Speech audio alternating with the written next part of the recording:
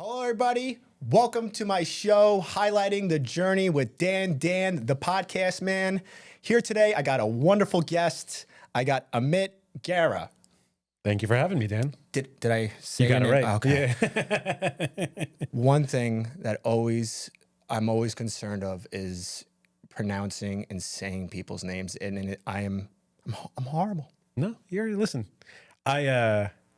I'm the opposite, where like people will mispronounce my name, and I won't correct them, and it doesn't really bother me. My wife hears that, and she's like, "That's not your name. Why are you not correcting people?" And I was like, "It's close enough. It's fine." I have this great story. So I was working with this coworker of mine, and the coworker went into the main office because we were the safety professionals in the field, and so she was working with me. And one time she went in the office, and there was maybe about 10 project managers, superintendents, and various names. So he went up to one individual and thought his name was Chris. Mm-hmm. And then his name wasn't Chris. So he just goes, "All right." So for like 6-7 months, she'd been calling this guy Chris. I didn't know anything about it until I was talking to her. I'm like, "You talked to Chris?" And two different people, different race. It was just like, and I go up to him. His name was Kendra. Not Kendra. Yeah, it was Kendra. I went up to him. I'm like, "Why is she calling you Chris?" "Oh, she's called me that," and I just You never corrected. I just never corrected. "She's been here for 6-7 months. You haven't corrected that?" "Nope." And I was just like, Now you're Chris. wow, wow, what a devilish thing Funny. to do. Yeah. And then eventually I told her she was mortified. Yeah. Of course. Yeah.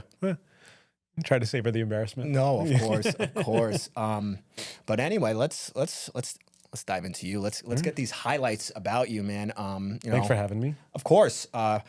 First and foremost, I watch you on of course Instagram, and I see these absolutely incredible, beautiful homes that you're making. And it's not just like one house. You're doing like 20 houses. 21 right now. You're 21 for what, this year? We're currently working on 21 houses at the moment, as of today. That is remarkable. I watched that, and I'm just stunned. I'm stunned when I watch an individual really just press the gas. Yeah. And I only been following you, I don't know, maybe about 3 years now, and I saw you do a little bit, and then it's so cool when you watch somebody crack open, and all of a sudden they're just like, "Whoa, where did you come from?" Right. Yeah. Where did you come from? And that's a good question. Let's dive in. Where did you come from? Well, I know you're born here, you told me previously, but let's get a little background on you, man. Born and raised, I was born actually in Astoria. Lived in Queens till I was 7. My brother was born, and then my parents decided to move out to Long Island.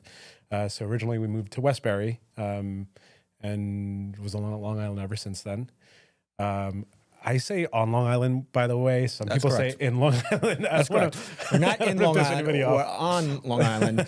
Yeah, it's such a there's so many weird things that happen here in Long Island. That's how you would know if you're from Long Island or not. Yeah, if you say on Long Island. 100%. Yeah. All right, so I say on Long Island. It's correct. So I grew up on Long Island ever since I was 7. Lived in Westbury briefly, and then eventually moved to Old Westbury. Went to Jericho High School, and then after that I went to Drexel in Philly for undergrad, for college. Okay. And then sort of stuck around like the South Jersey, Philly area for like 8 or 9 years before I moved back to Long Island. Wow. All right. So we got a little bit of that going on, a little bit of your educational history. What about work? Were you working, or you sliding by and parents were just paying the bill? So I guess like I come from an entrepreneurial family. You do? Yeah, very much so. My parents, both born and raised in India. My dad moved out to the U.S. when he was 16 years old. My mom moved out to the U.S. when she got married to my dad, and it was an arranged marriage, which typical of South Asian Indian culture. Maybe not so much today, but it was, way back when. But yeah, my dad came out to the U.S. at 16 with, it was like, I don't know, he tells me like it was like $12 in his pocket and then just an idea to make it. I absolutely love this. Yeah. I completely understand that. Not to take away what you're saying, but my parents, same exact story. Two immigrants from Sicily came here and made the American dream happen. Yeah. But So go on. yeah. So for them, so yeah, it was the same thing, you know, immigrant parents. My dad used to work for his brother at the time, and his brother had a perfume store on Broadway in the city. And so when my dad first came over, he was working for his brother, and then eventually decided he wanted to make it out on his own. So started, you know, selling perfumes like literally on the fold up tables on the corners of like Broadway and Union, and like would literally just set up shop every day, make whatever margin he could until he saved up enough money to be able to open up his own store. And then that ended up growing into 2 stores. And then eventually he got into wholesale distribution. I mean, it took like 20 years almost for him to get to that point, but decided to get into wholesale distribution right around the time where we moved to Long Island. So he had saved up just enough money to be able to buy or rent a small warehouse in Westbury, and got into distribution and didn't look back from there, and you know, really made the American dream for himself. And then my mom, who had no business knowledge whatsoever. That's my mom. Right around like 2002 or 2003. Have you heard of Baseball Heaven in Yathink? No, I have not. So Baseball Heaven in Yathink, and there's probably a lot of listeners that will know about this. It's a sports complex of like 7 baseball fields. And the whole idea was that you would have traveling teams that would come out and play baseball over there. And then they also hosted their own tournaments. Am I gonna get roasted now that I don't know this? I feel it's all right. Like not like you really have to have like kids that are like actually like into baseball or like doing the traveling team thing. So my wife definitely would know this. And Yeah. when I get home today, she's gonna light the match saying. So my mom started that. What? Yeah. So like literally, it was a plot of land and like built it from the ground up, ran it for 10 years, built it into the successful business, and then ended up selling it to a hedge fund. And like 2011, and then retired from there. Can you expose that number, or no? You don't want to? Honestly, I don't even know off the top of my head what the number was. And it's still being run today. I think they recently just changed the name of it like 2 years ago. But like that's sort of her legacy. And so I've always lived in this like entrepreneurial like home where when I was growing up, I know if I wasn't in school on the weekends, I was helping my dad at his warehouse. I like literally, I have memories of when I was even a child. And he had his stores in New York, like just going to the store and like watching him work. And you remember the time where like he used to have, I guess maybe it was on the carpets, but like I remember taking like cardboard boxes that the perfumes came in and flattening them out and taking crayons and like making like roadways and like stuff, and then using my little like toy cars and then just driving on them. And, like, is this the original? Is this how you originally started your business? Your business is like this. I guess I just had like the idea in my head. New house here, new house here, and your father's looking at you. Yeah, like what are you doing? Boy. Yeah, but yeah, like so I just had like, you know, so I've like, and then. When I was in middle school or in high school, I guess it was, I would work my weekends and my summers at Baseball Heaven in the pro shop. So I would sell like the tournament T-shirts that they had or like whatever that we had. Like that was just like, so I was always had a job. It was just like working with my parents. So when was the official age of starting work for you? Really? Probably 9 or 10. Yeah, you know, like right around that time. And it's so incredible because everything you're explaining, I love it because that, for my father and everything that he's done, I watched him hustle through real estate and break his back trying to make this thing happen. And I didn't quite understand it until like, you know, within the last, you know, decade, I noticed, okay, that's why he did that. And it's quite remarkable because it's like, for children, they're not stupid. They are not stupid. I have come to realize that, especially being a parent now, that they're absorbing everything you do. Yeah. And being brought up in an environment like that, it just sounded like, you know, you already had the foundation is built by your parents, but now the foundation's coming up, and now you're you slipped right into that the second floor of that of a building, and then you started just to keep going vertically. It sounds like. Well, so that's what you would think. But we got a turn of events. Here we go. So I like doing all that. I never thought I wanted to own my own business or like do anything like that. I was always, I have like sort of like an analytical brain, and I've always had an analytical brain. I like, not to toot my own horn, but I was like a gifted child.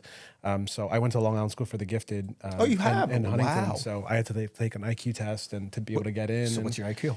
I think when they took it was like a 133 or 135. I don't think it's the same anymore. I think I've gotten dumber. But yeah, so like I went to that, and then my mind was actually always wanting to go towards like the legal side of things. I always thought I wanted to be a lawyer. You could fit if you weren't wearing that outfit and you're wearing a suit. You probably could fit that. And so when I went to undergrad, I did I dual degreed at Drexel. So I did business administration, and then I also did legal studies. And I graduated, and then I thought I wanted to be a lawyer. And I had a bit of a run-in with the law in college, which solidified me wanting to be a lawyer, which we can dive into. Oh, he before we started this podcast, he kind of filled me in on a little bit of this. Yeah. We got to hear this All story. right. So, senior year of college, it was like this was when I graduated in 2011. This was January of 2011. I was in a fraternity. We were at a bar party, and at the end of the night, I was like with a group of friends, and there was like a new guy that was like walking with us. That was one of like the friends that was girls that like, it was her essentially like flavor of the week, the new guy that she was dating. And like, he ended up getting into a fight on the way back to the dorms with a cab driver. Of course. And the cab driver called the cops, and the kid that started the fight ran off, and the cabbie pointed at me and said, I was the one that beat him up. Did you guys look identical or just completely different? Totally different. Like Okay. this was, like not even close. So the cops, unfortunately, did not really do any investigative work, handcuffed me. And this was on like a Friday night or Saturday night, I can't remember. And I spent the next 2 days in a West Philly jail cell awaiting sentencing. And I ended up being, awaiting charges. And I ended up being charged with 5 counts of like felony assault. Because the cabbie got like beat up bad. My dad rushed from New York. He probably didn't realize. Maybe it was just. Jury's Okay, out. I'm sorry. Jury's out. I'm poking the bear. Let me just keep going with the story. Don't do that, Dan. Yeah. So my dad like rushed from New York as soon as they set bail. He had it was literally from New York to Philly, and it's like a 2-hour drive, and he had 2.5 hours to get here and post bail. Otherwise, I was going to be going to county jail, and I was going to have to spend a week there before. And how old are you?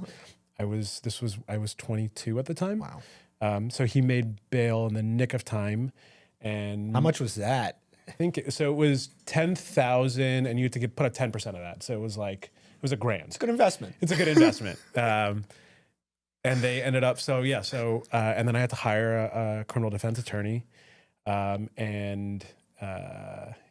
the DA, I was facing like 15 years in jail because essentially the cabbie said that I pulled a knife on him, which when they searched me, I didn't have a knife on me. He said that I beat him up bloody and bruised. They checked me for signs of like, he was like bloody, bruised, the whole nine. Didn't have like a scratch on me or an ounce of blood or anything. Nothing. Quick question. Yeah. Were you this same figure? No, I was much bigger. I used to be really, really heavy. Oh, you have? Yeah, Okay. I used to be really, really heavy. I look at you. I'm like, you're so sweet. You speak so gentle. Are you just like one of those people? It's like, oh man, That he's got turned, yeah, it's no. like, yeah. It's like, It was like very clear that like, it seems like the cabbie was afraid that he was going to lose his like medallion or his whatever. And so he just needed to point at somebody to like take the blame. Yeah. And so that's what ended up happening. And the cops should have done a better job. And I even gave them the name of the guy that actually beat him up, and they just didn't care. They handcuffed me, and like their job was done, sort of thing. But yeah, so I hired a criminal defense attorney, and my saving grace was we ended up getting the video surveillance footage of the street the night that the fight happened, and my my trial. So I decided to go to trial. The DA offered. He's like, hey, listen, if your client admits fault, we'll give him it was like 30 months he'll have to spend in prison. And You went from 15 years to 30 months? If I accepted a plea deal. This. Yeah, Oh, and I was like, absolutely not. I didn't do anything. So we decided to go to trial. Trial was set for the day before my graduation was. Because remember, this was senior year. So I didn't know if I was going to graduate. So you didn't know if going to jail. The week before, my friends threw me like a party where like I might be going away for a very long time. Good move. Hold on. How was that party? So it was called the Free Amit Party. It was on Free Amit. It was on Thursday. Was there shirts? Yeah, there was. Oh my God. So it was on a Thursday night, and even up to today, Thursday nights are still the biggest day on campus. So I like to think I had a part in that. But yeah, so my saving grace was we got the video surveillance. And it was like black and white grainy footage. But that night I had bought brand new shoes. And so you could see the white of the soles of my sneakers in the footage. And it pointed that I was off to the side when the fight was happening. And so I brought the shoes with me to trial. I was just going to ask that. Did you bring the shoes? Did you receipt? Yep. Oh my God. And before trial started, my attorney went to go have a conversation with the DA, brought the shoes, and they dropped charges immediately. Have you ever heard of this story from Curb Your Enthusiasm? No. You ever hear that show? Yeah. I've watched episodes. So there's this one episode where Larry David goes to a baseball game, and it's an actual legitimate baseball game. He's filling in LA, I believe. He's walking down the aisle, and then he sits down. They're filming the whole thing, and apparently there was a guy in the audience that was accused of murder, and he was like, just like your story. He was lined up, they were ready to throw him for 25 to life. And he mentioned, I was at the baseball game. He's like, yeah, how are you going to prove it? And they were filming that episode of Curb Your Enthusiasm. No way. Yeah, it's a good story. You got to definitely check that. Yeah, look that up. But it's just, that whole story, I was just like, and then when you brought up the shoes, I was like, it's so incredible how things unfold. Yeah. So this is actually really cool. Like, I think of it, obviously going through it, there's always pain, and people fail to understand this. And the pain and going through hardship is the growing process. Is this the ideal way? Nah. Right. I mean, who wants to be up for 15 years in jail? But nobody. But I want to ask you, like, what have you taken away from that whole experience? I started to look at everything really differently. I mean, after that happened, it sort of solidified that I wanted to go into law.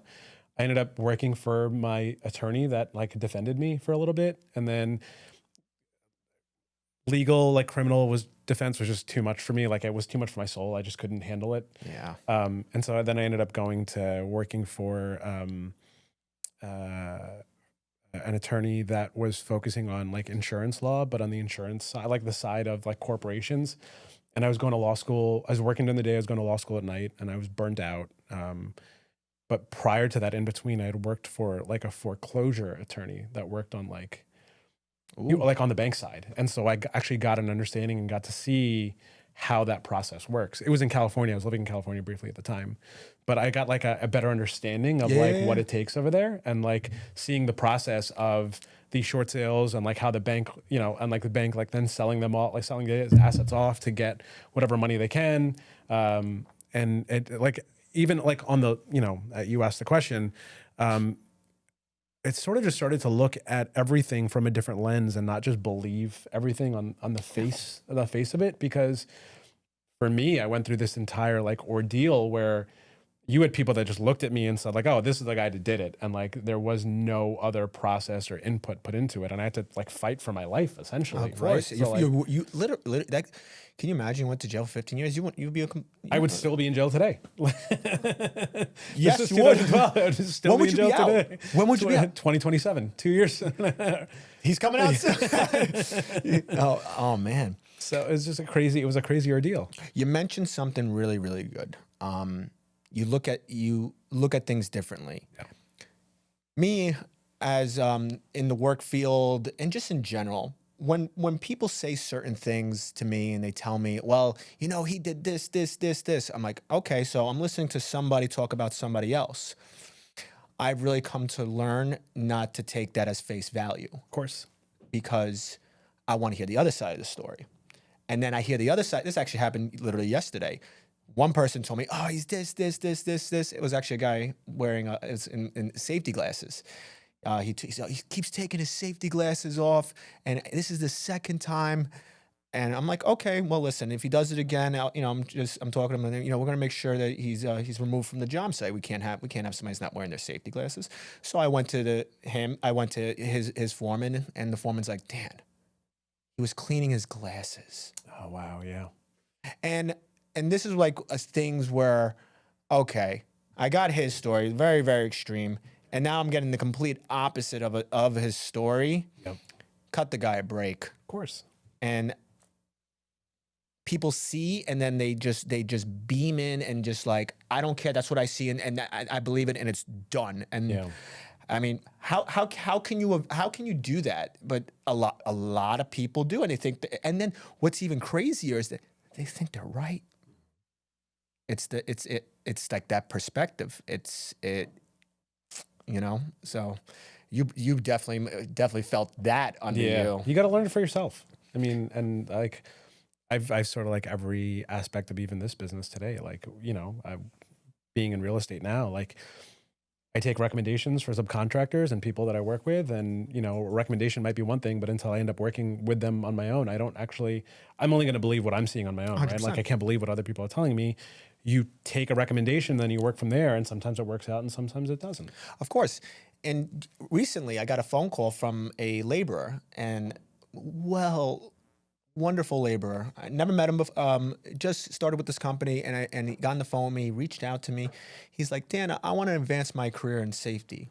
I said, oh man, that's great. I would love to help you out. Yeah. For me, I think I've been so blessed in this life where I'm now that person, where I can give the opportunities to these people and say yes. Mm-hmm. So he was asking me, well, how do I become an instructor?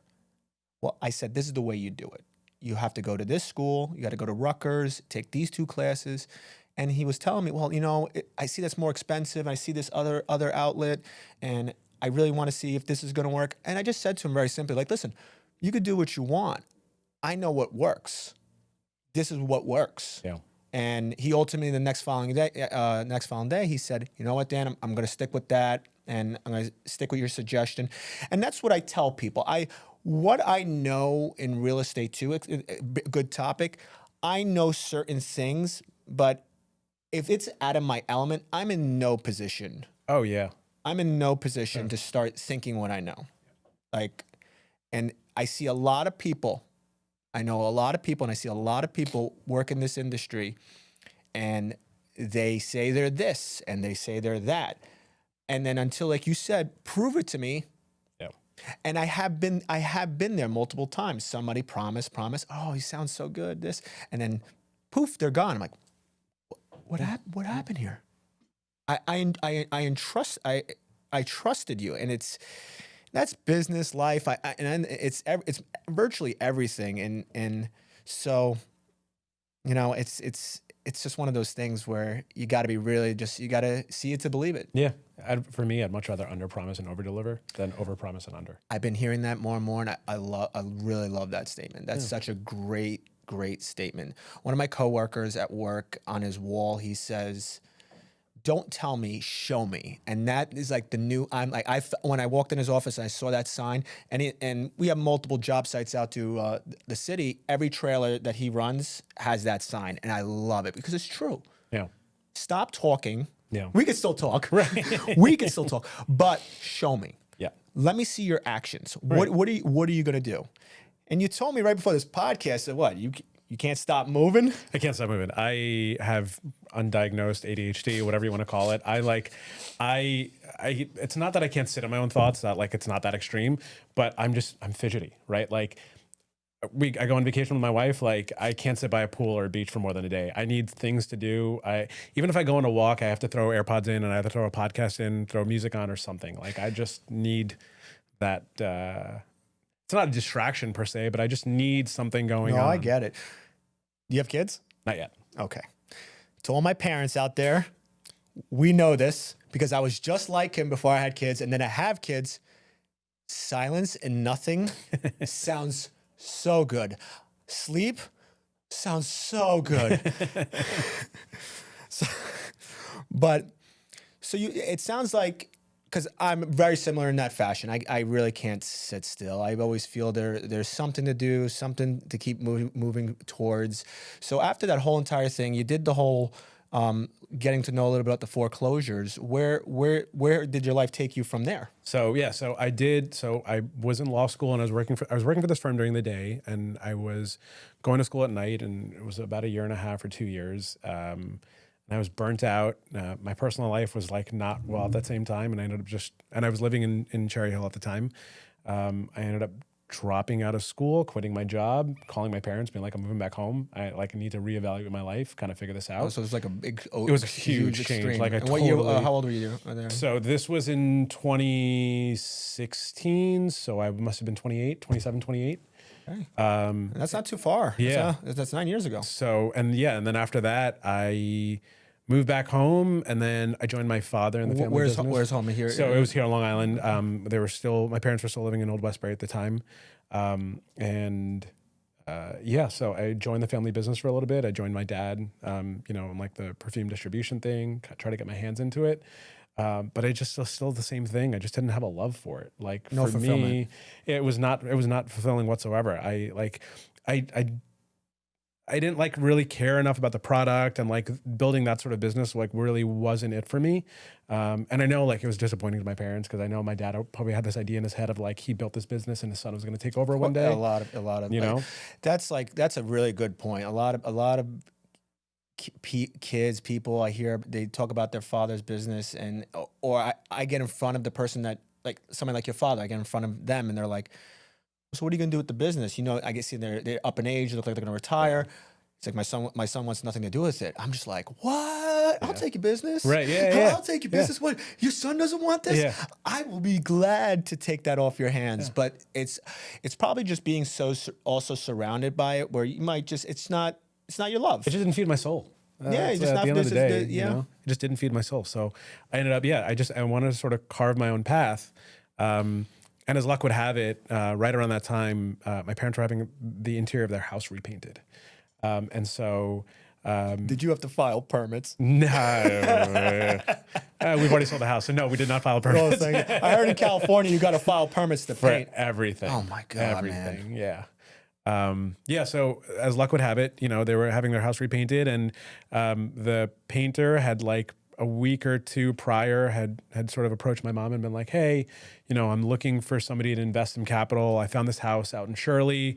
It's a really good deal. I'm just looking for a financial partner. I'll run the job and we'll split the profit 50-50. And my mom was like, I really don't want anything to do with that. My son does not really know what he's doing right now, and so maybe he'll be interested.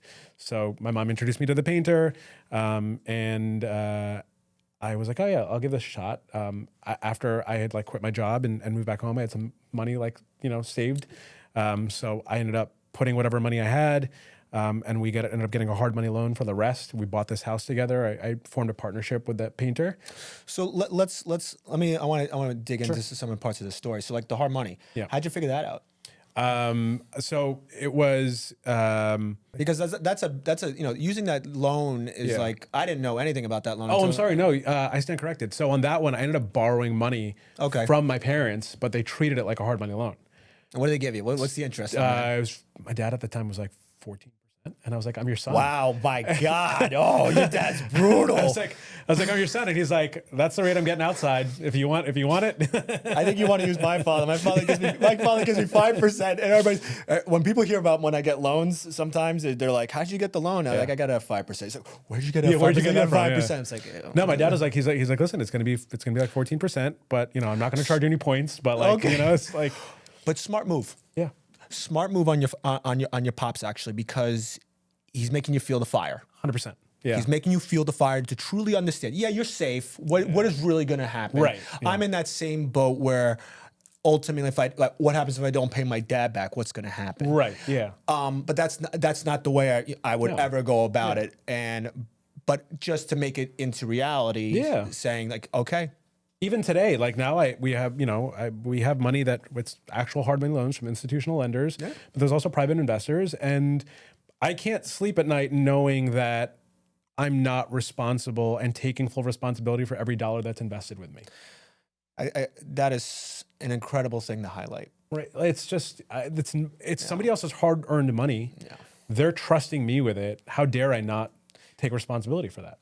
Of course, and like I was mentioning, like there were situations where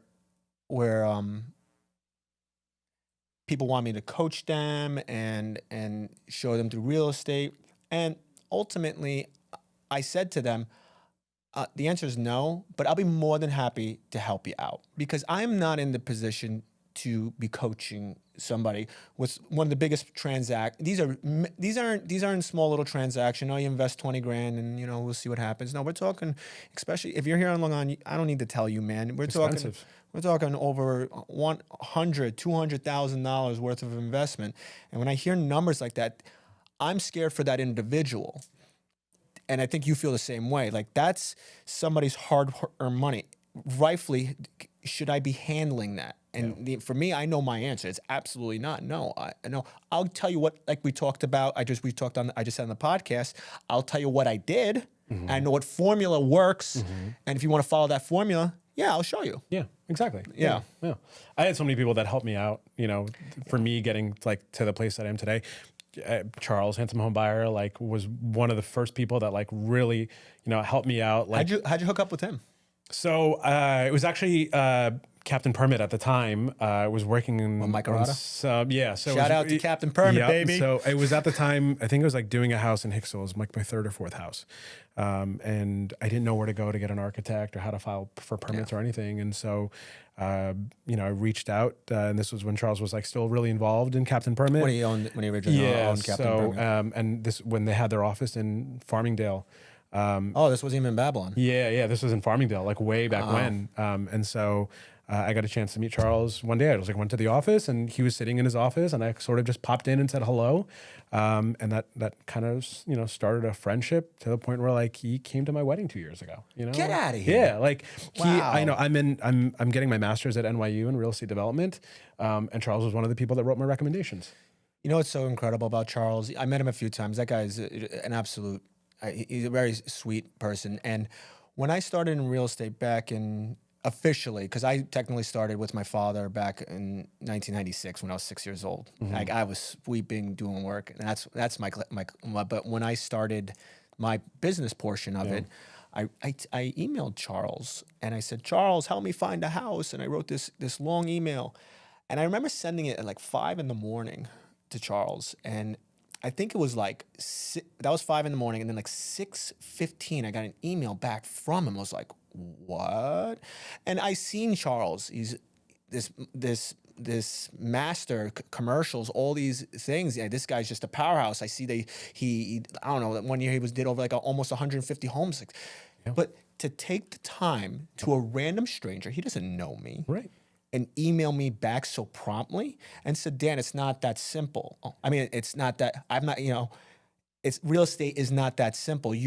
I can't find you that. I don't know what, it's like, I don't know what you want. Right. But he guided me, you should join the East Coast RIA, where I got his coach, Carl Chavone, but again, that cost him nothing. Yeah. And it just shows what type of character somebody is willing to see somebody like that. And I feel like I'm in this position too, as I'm growing really hard this year. I know a lot of people are seeing me pump out a lot of stuff and it's happening, but I'm also in this wonderful position to help others right now. And it's been such a blessing to say yes to these people. I feel like ultimately that's what I'm meant for. I feel like my main purpose is to help individuals. But let's that's a little bit about me. But we're talking with you. But, Yeah. So back to it. So I work, and ended up buying that house in Shirley.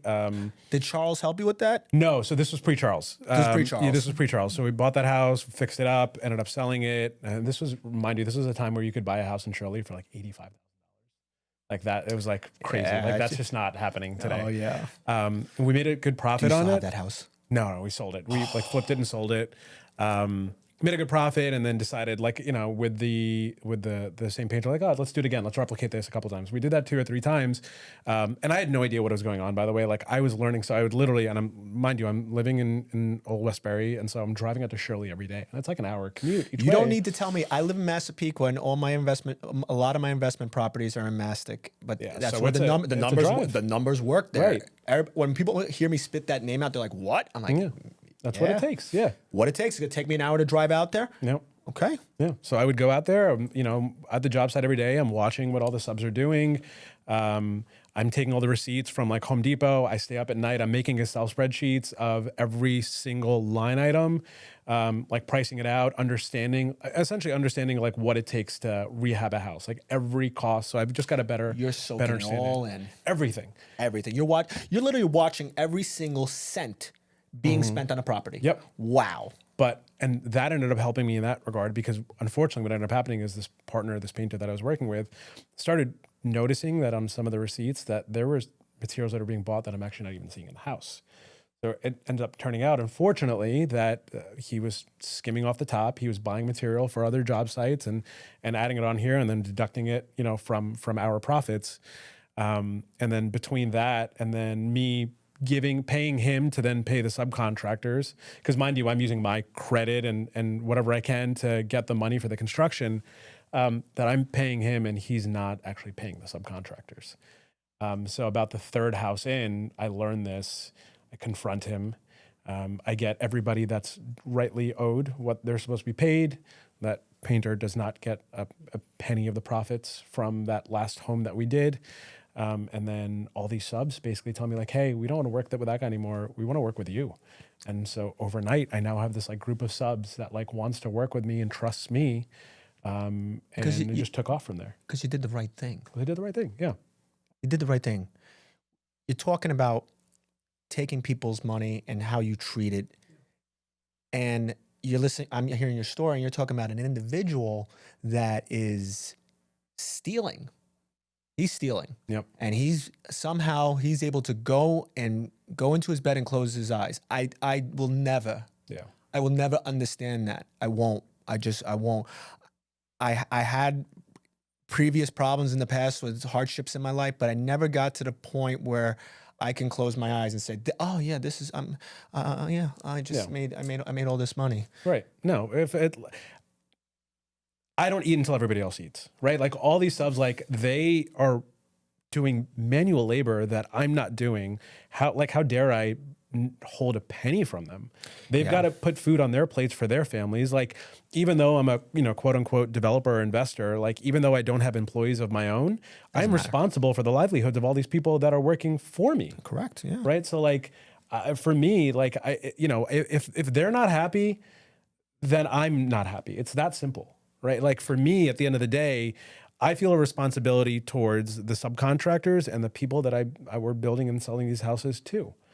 Because for these subs, this is their livelihood. And for the people that we're building and selling these homes to, like this is the biggest transaction of their life.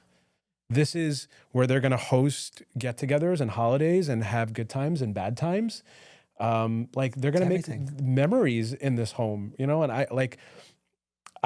I believe in karma. So like, I want all of that to be the best experience that I can make for anybody that I'm touching in this entire process.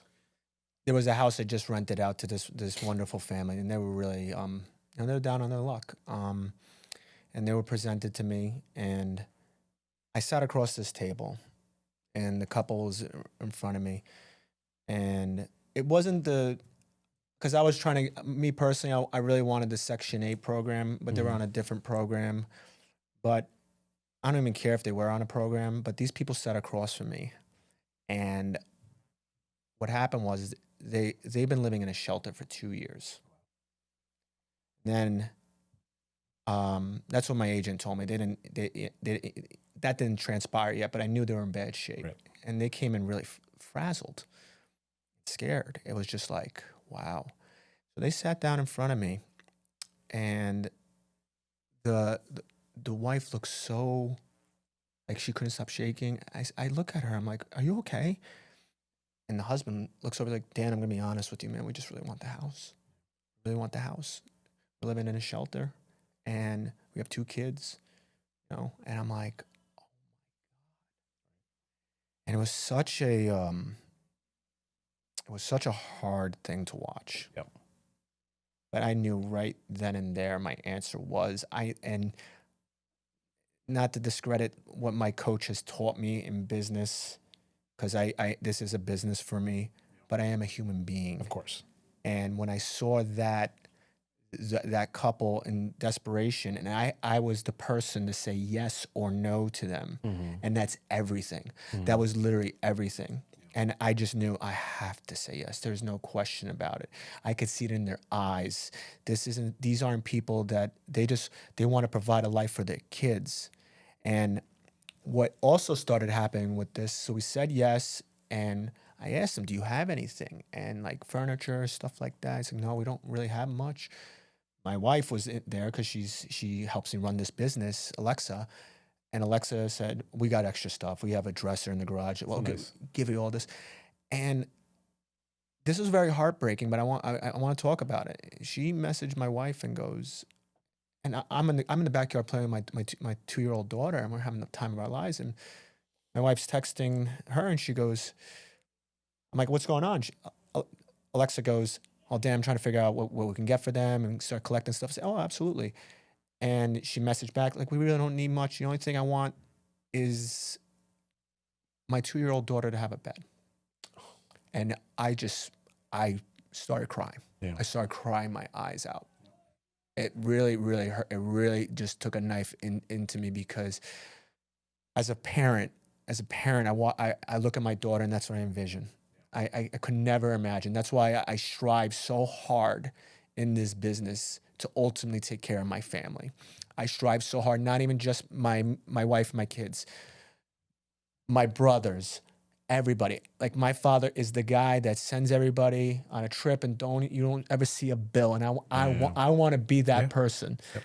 It's a different thing. And now this family, where it became this business where I am making money. Of course I'm making money, but now simultaneously I get to help them out. And I have so many other stories with other rental properties, believe it or not, but I don't want to take away from what you go. Yeah. No, because it's just, I think it's so incredible what you're saying and the story I just shared, because you got to take care of the men. You got to take care of the workers. Yeah.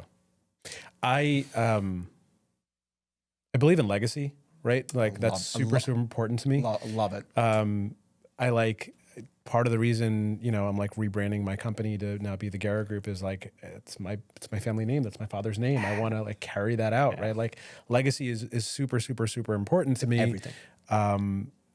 Cause like, I'm the son of immigrant parents. Like, my dad came here when he was 16. Like, they gave up everything to give me and my brother the life that we have today. And I'm, fortunate enough to come from a background where I didn't have to want for anything as a child. And there's maybe a sense of like not a chip on my shoulder, but I feel like I have to prove myself a little bit more, because now people look at you different and be like, "Oh, you never really had to struggle." But like, wouldn't you want that for your kids? Like, well, that's what like for me, I'm setting up this business because I want my kids to not have to want for everything, but I also want them to have the humility to know what it takes to work hard. Yeah, me and my wife are on this page, because when it comes to parenting, we're very honed in on each other. We are backing each other up and making sure we have clear communication on how we want to raise our children, and it's very important. You mentioned legacy, and that's exactly what says on my Instagram: building a legacy. That's what my father built a legacy. Both my parents, immigrants, came here and made the American dream happen. And you're right. I feel the same way. I feel like I have to kind of prove myself in that fashion too. I've always felt that way for my family. And with all that being said, when it comes to my children, it's like you just said, I want them to have humility. I want them to understand what a dollar is. Yep. I don't want them to know how much I have. Right. Exactly. And I want them to work. And working is a good feeling. Working towards something is going to make you feel better. Yeah. If I sit here and just started handing you rental properties, you'd be like, oh, cool. Oh, cool. You're not going to appreciate it. You're not going to appreciate it. Yeah. And even how I set my whole thing up for my family is it's tough. It's just I want to be careful about that. It's like there's a part of me that's like, yeah, just buy it, take care of it. But then it's like, wait, hold on. Are we spoiling her? Are we doing too much? And it's that fine balance. But ultimately, what I would like to see happen, I know my wife's on board with this, is there's going to be transactions. You want something? Go read a book. Yeah. Go read a book. Yeah. And you know what? I'll double down with you. I'll read the same book with you. So first of all, I know you read the book because I never read. I always cheated my way out of that in high school. Well, I got to read a book. I just never did. Read a book. Do some chores. Yep. Earn your way. Yeah. Earn your way. Yeah. And these small little tasks, they'll start to get bigger. Yep. Start to get bigger. Yep. And just so you understand how much it costs, because I think the term with money and everybody just like, you know, my wife always goes like this. Well, because oh my God, here's a story. Came home one day with apples. She's like, go get apples at the store. I got apples. So I just grabbed apples. I wasn't thinking. I just grabbed stuff. I don't think half the time. And I scanned it. And I just didn't think. I just swiped the card, and it was like, I'm just trying to get home, get the apples, and I got the apples. I put the apples down, and my wife looks at the apples. Organic apples. We're organic rich. We're organic apple rich, and she won't. This has been a funny 3-year joke that still goes on to this day.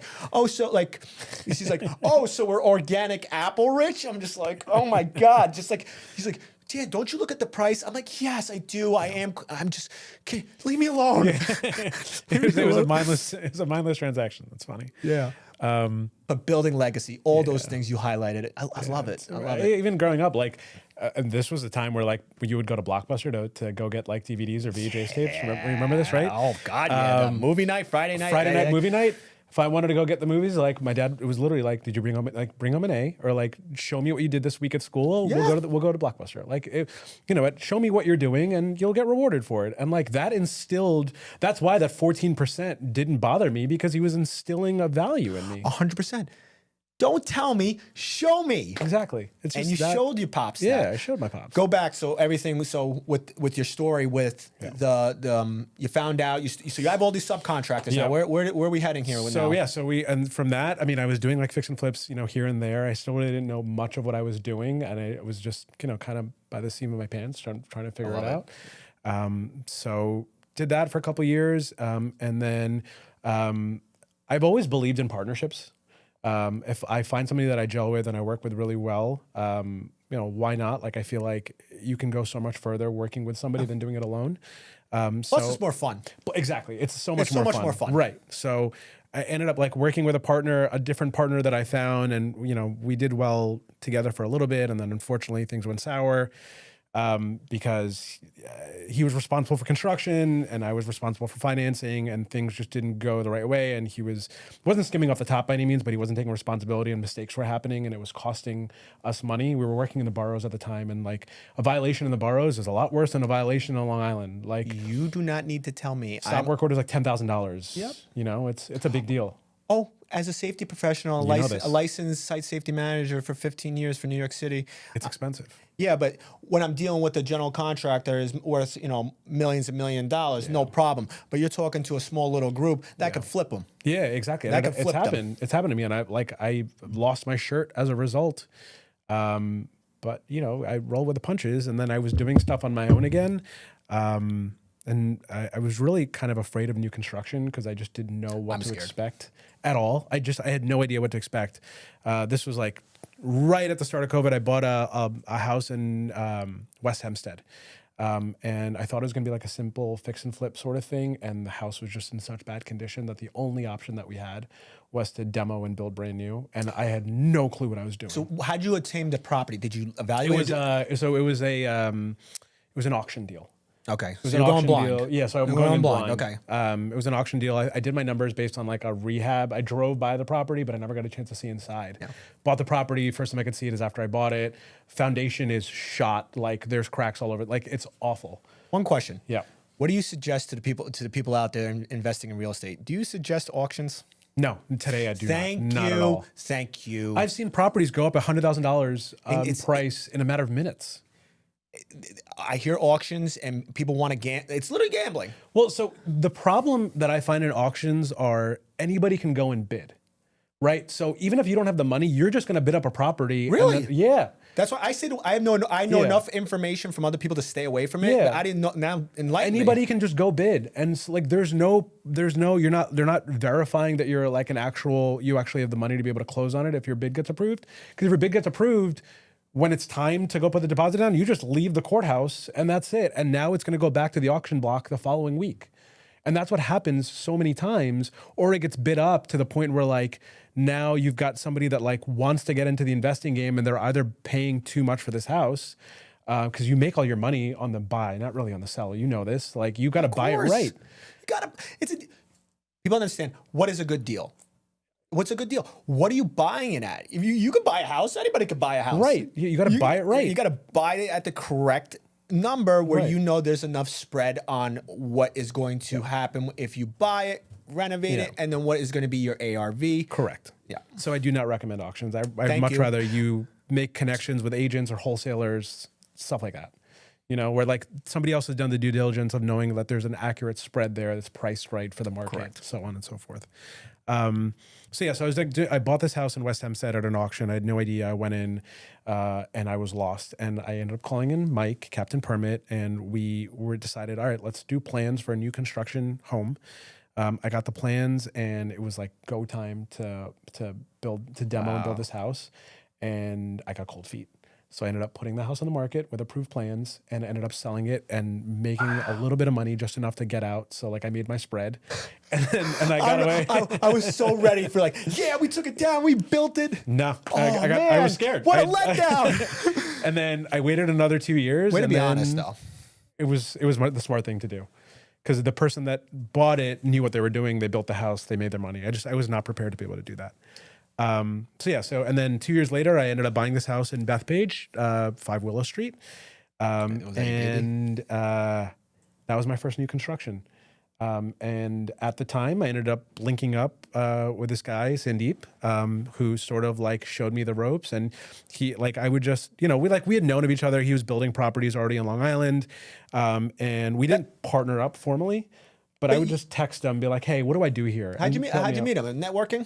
I honestly think I just ended up getting his number from somebody else. Like he was the GC for somebody else and for another investor. And I reached out to the investor. He's like, call this guy.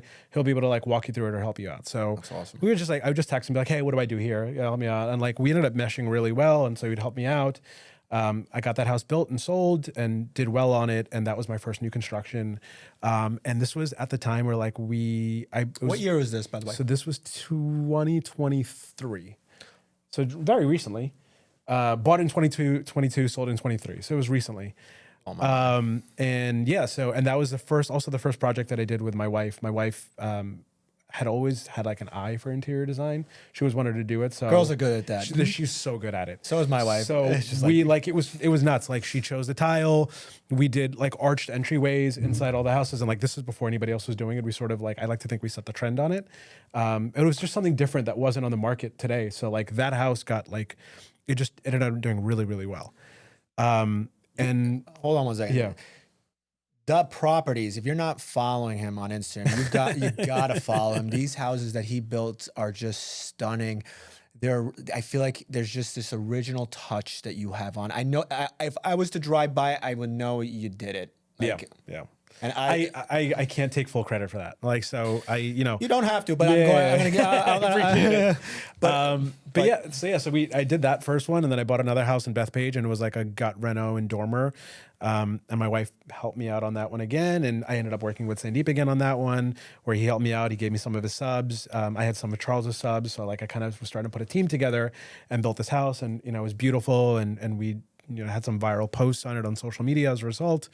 and did well on it. And then after that, I started just, I think I just approached Sandy, or one of us approached the other and was like, yo, why don't we just like work together and sort of like see where this goes? What was the name of the first? Did you split off into another company, or did you have a company previously? I had my own company previously. What's the name of that So company? it used to be called 5 Star Hotel Group. And the reason it's called 5 Star Hotel Group actually is this was a company. So when my mom sold Baseball Heaven, she owned the 5 or 6 acres next door. The plan was always to build a hotel to service Baseball Heaven. That never came to fruition. So when we sold Baseball Heaven, we kept the the site. But you kept your mom's dream. So yeah, we kept the I love site, it. and then we ended up selling the site. And I sort of like took over the company, and I kept the name of it because it was going to be a 5-star hotel for Baseball Heaven. And like now we're rebranding to Gera Group. But yeah, so we I ended up like we approached one another and was like, why don't we just do this together? And that was early 2024. And Sandy this is all just brand new. And last year, Sandy and I, we sort of just started working together, and he's already like very well seasoned. He's been building houses, and the guy is fucking militant. Like he can do this with his eyes closed. He's so good at this, and like he keeps schedules. He's there for all inspection. He's just like he's his focus and determination on this stuff is like it's a sight to be seen, the way he handles it.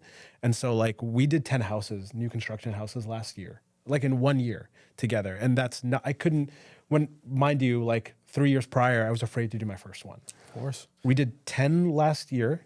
We're currently doing 21 so far, and it's going to be June next week. Incredible, so, man. I mean, we're looking to triple our business this year, and I'm sort of the guy that's like in front of the camera. He's always been like behind the scenes. You're good. You are very good. Listen, everybody's got to have a camera person. You're very good. And it was like one of those. And we talked about this. So we formally met last year at an East Coast Rio event where Charles was speaking. Oh yeah, that was. You want to hear something great about what Charles said in that meeting, and I want to highlight this. Everybody thinks like, well, because I'm doing the podcast now. I remember last year, when Charles was standing up there. He's like, "You want my advice?" And it'll bring you all this business. And I'm just like, "Yeah, tell me." And he goes, "Start a podcast." Yeah. I'm like, "Yep, okay, start a podcast." Mm-hmm. At the time, my wife, we just had our son. Wasn't the time. Yeah. I believe that my family life needed to be taken care of. But then the beginning of this year, I just knew I got to start this and I want it done right. And once I walked into this, I was like, it's go time. Yeah. Yeah. It's go time. But as you were saying. So yeah, Charles gave me similar advice when I was talking to him and like first sort of started. He goes, do content. He's right. And I wasn't doing it. I was so afraid to be in front of the camera. And you're good in front of the camera. You gotta be in front. I love you did the blooper one recently. Yeah, that was so good. That was so good. One. I was glad we kept that one. You gotta have some comedic. Like my content too. I like to have a bunch of stuff. I like to have some value. I want some laughter. I gotta laugh. You gotta be human in front of the camera, right? Like that's not what a robot. At the end of the day. Exactly. I'm not a robot. Yeah. So this year, I guess it was maybe in December of last year, but I hooked up with a good group of guys that wanted to handle my content. And it looks great, man. Starting in like end of December, early January, we went full force on the content, and things have exploded ever since. But you even then. messaged me. You were like, "Where'd you get your logo?" Yes, because you redid your logo. Figure everything out. Yeah, you know. It was one of those things where I wasn't satisfied with my logo. I just knew it wasn't it. Yeah. And then there you go. And it's a great logo. Oh my God. The logo. That wasn't one of the things, like even for me, like my sort of like passion, I guess you would say, is in designing these homes or in anything is like, I want to focus on the aesthetic. So I'll give you a quick story. I renovated a house in Belmore.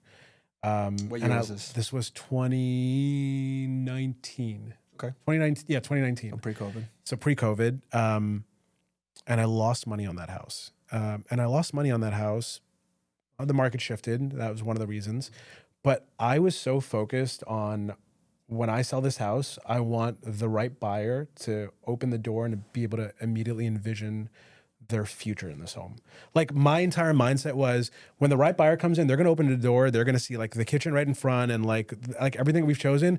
And they're going to immediately see Thanksgiving with their family here. They're immediately going to see graduation here. So these are the things you're thinking about. When do you still do this when you're Yes. Yeah. Wow. It's got to be an emotional feeling, right? Wow. So you put that much love and care like that. Absolutely. You can't that I've never ever heard that in my life. It has to You're be. the only person that has said they walk in the house and they're envisioning they're gonna have Thanksgiving here. The Christmas tree is gonna go here. Yeah. Wow. Because it's for a buyer, it's the old adage is women always buy the house, right? Because they focus on the kitchens and bathrooms. Yeah. To some extent, I believe that that's true. But at the same time, it's got to be more than that. It's not just the kitchen and bathrooms. It's all the memories you think that they're going to create in this home.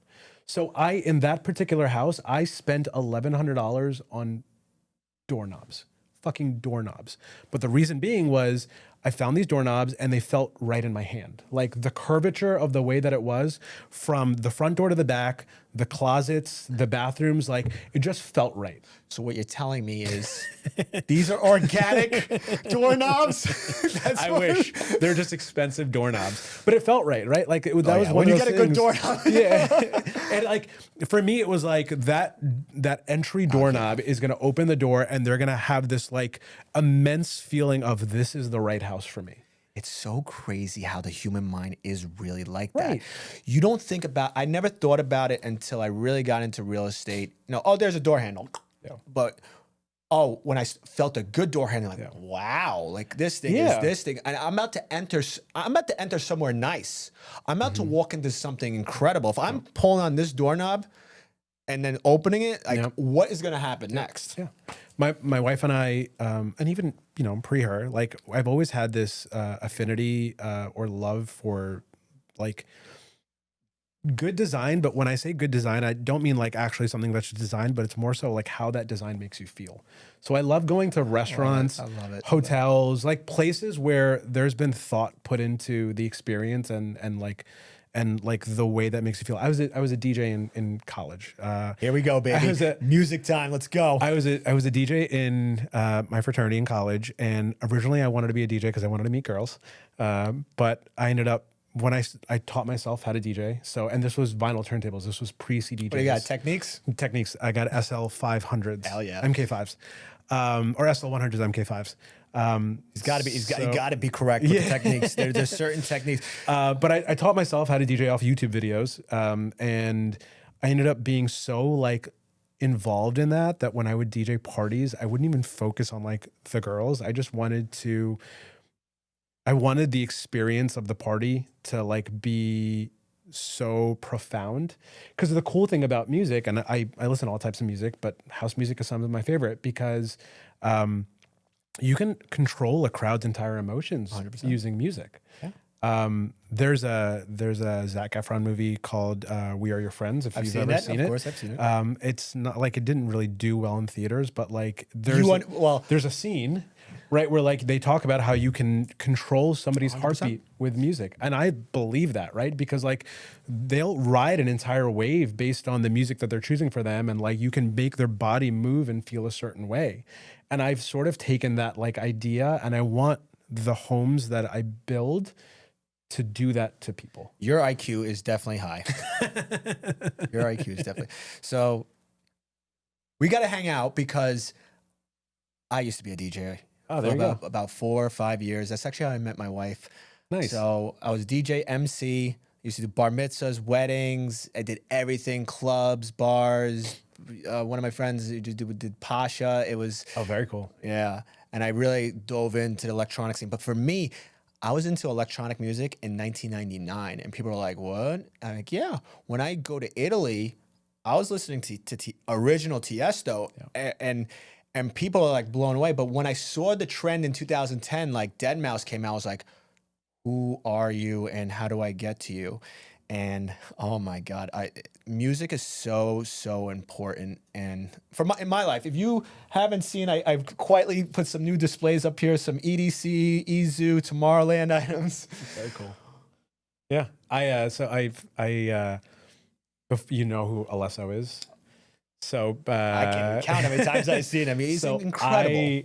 almost opened for Alesso. No way. So it was pre when Alesso was big. Where? So it was actually my college or my fraternity throws a charity like event, like a rave event on Drexel's campus, and this was like when That Alesso. was the thing.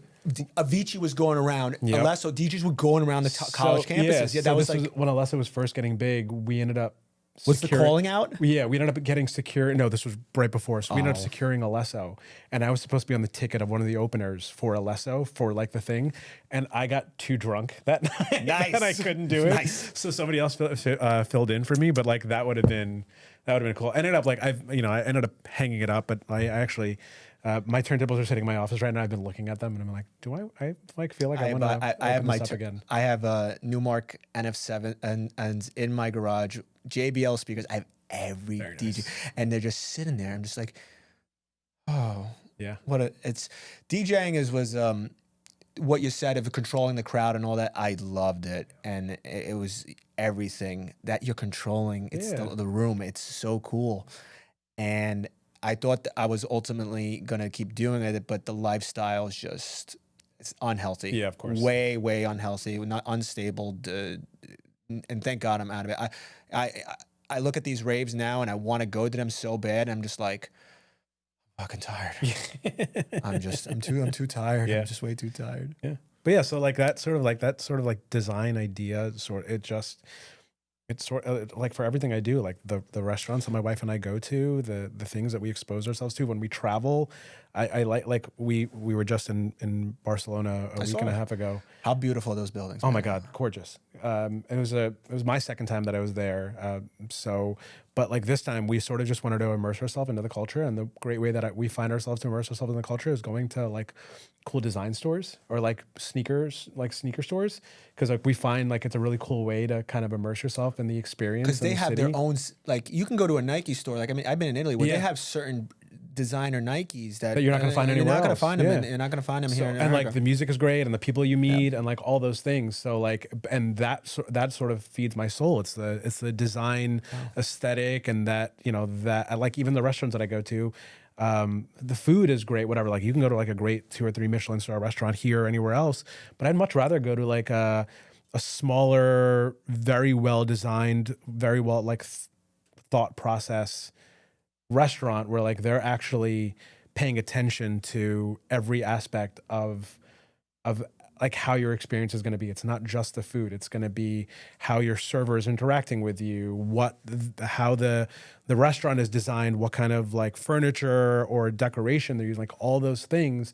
That's actually what adds to the experience. And ultimately that's what I want the homes that we build and sell to do for people. It doesn't have to appeal to the masses, but if it appeals to that one person, then they can envision a future. I've done my job. You're targeting a completely different market. You're targeting people I wouldn't even know. You ever hear this guy called Michael Chernow? Yes. Yeah. Oh yeah, incredible. I met him. He's a wonderful person, and I listen to his podcast fairly often. But he explained how he made the meatball shop. Yeah. And he knows how to run these restaurants. He's a powerhouse. You should read Setting the Table by Danny Meyer. Got it. I will put that on my. He's a restaurateur behind Shake Shack, behind. Oh man, I can't remember off the top of my head, but he's a very big restaurateur, and that book talks about the focus on how the experience is what matters to the consumer. 100%. I didn't really never thought about it until Michael was speaking about that on one of his podcasts. He was explaining like the experience, and you're right. If you have a bad experience, slow service, the chair's wobbly, I don't want to go back. Right. It's so much. It's such more. That's why that's such a hard market to crack, because you could be turned off right away if just how the environment is. You want to feel good leaving it, going there, and then you want to feel good leaving the place and say I got to tell my friends about this. Like it's that mindset. Yeah. Wow, that's quite incredible, man. So people are going to appreciate the food, but they're going to remember the experience. Bingo. And that's what you're going to do a recommendation based off. I'm watching your videos and I'm like, God, look at this guy. Let's talk a little bit right now, before we wrap things up. Where are you today? What is happening right now? What's the rest of the year look like, or a year from now? What's happening? So our focus, as I'm sure everybody knows, has been heavy in Levittown. We're seeing a big market shift over there. So we're building a ton in Levittown right now, between our own builds, and we're now getting approached from other investors that want us to build for them, sort of like our signature homes for them. So we're doing a ton of that. Do you like on any of these properties? Do you have your logo somewhere like buried in the concrete? I don't. I should do that. That's smart. Just put it by before you put do you do all spray insulation, or you do put all spray insulation? Okay, yeah. All spray insulation. Find a stud and something. Yeah, we'll find that's something. how when we remodel my home, me and my wife, and my father's done it his whole entire life. Is when we demo stuff from our original house, we see where my dad built the wall. That's cool. Yeah. So all the stuff we have done, like for my house, me and my wife we have our signature on a steel beam, and they're gonna like, who the hell is this? But it was the couple that lived there. That's very cool. You should definitely put it behind there, because at some point, I hate to break it to you, it is going to be remodeled, and your vision's going to be destroyed. I know. Trends will change. Trends will change. Yeah. So no, we're focusing a lot on like Levittown, East Meadow, Salisbury. I know you're focusing on East Meadow. You beat me on a house one time. Did I? Yeah. So which one?